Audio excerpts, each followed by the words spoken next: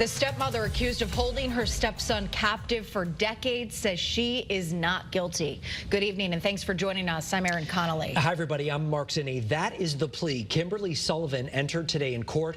Also during her latest appearance, a judge made two key decisions in the case. And your reporter Dylan Fearon was in the courtroom. He is live in Waterbury tonight with the day's developments. Dylan. Well, the state today pushed for house arrest, afraid that Kimberly Sullivan would try to leave the state, potentially leave the country, and get away from all her problems here in Waterbury. A judge denied that request, but is forcing Kimberly Sullivan to wear an ankle bracelet so the state can track her wherever she goes.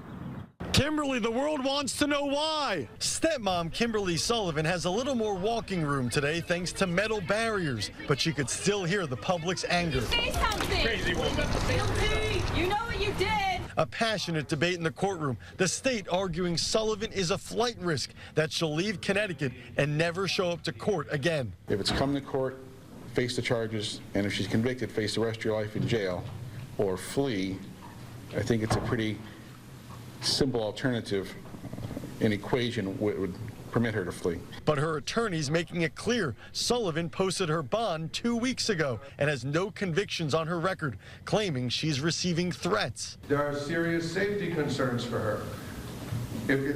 Putting her in a specific area where she cannot leave will only create additional safety concerns. The judge agreed, no house arrest, just the ankle bracelet. Prosecutors recently spoke to the victim, who's recovering in a treatment facility. This victim is afraid. This victim lives in fear. His first question in this fear is, why is she out walking around when I was locked up in a room for 20 years? Prosecutors say more witnesses are coming forward against stepmom Sullivan, including one of her close friends. In the 21 years she's known this defendant, she's never spoken of a stepson. She was shocked to learn she had a stepson, and that friend was never allowed in this house. Kimberly, how do you explain your stepson's weight and rotten teeth? Sullivan's pleading not guilty, denying every allegation of abuse, torture, and starvation, that she held her stepson captive for 20 years, but aren't explaining how the victim was a shocking 68 pounds when he was rescued. If that's the case, if she hasn't done anything, why not explain? You don't have to, but why not explain what's happening? Because we don't have to. Because the way this works, the state has to prove those allegations. They're just allegations on paper. Tracy Valorand is the victim's biological mother. She should be in prison just like she kept my son. It's disgusting.